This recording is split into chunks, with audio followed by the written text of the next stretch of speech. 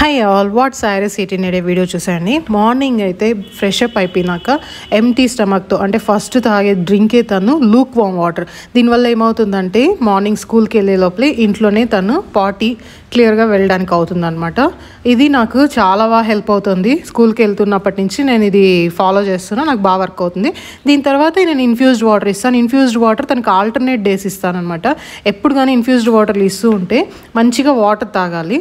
ఈరోజు అయితే infused water skip చేసేసాను, ఎందుకంటే తనకి ఈరోజు తినే ఫుడ్ అంతా కొంచెం వేడి చేసేది. మళ్ళీ ఇన్ఫ్యూజ్డ్ వాటర్ ఎందుకని స్కిప్ చేసేసాను.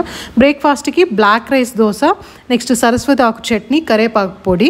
బ్లాక్ రైస్ దోశ మాకు ఇప్పుడు ఫుల్ అదొక అడిక్షన్ లాగా అయిపోయింది.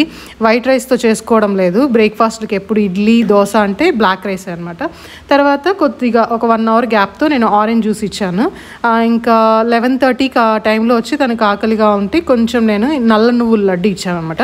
బ్రేక్ఫాస్ట్ ఈరోజు లంచ్ కొంచెం లేట్ అవుతూ ఉన్నింది, అందుకనేసి నేను బ్రాకలీ సూప్ ఇచ్చేసాను.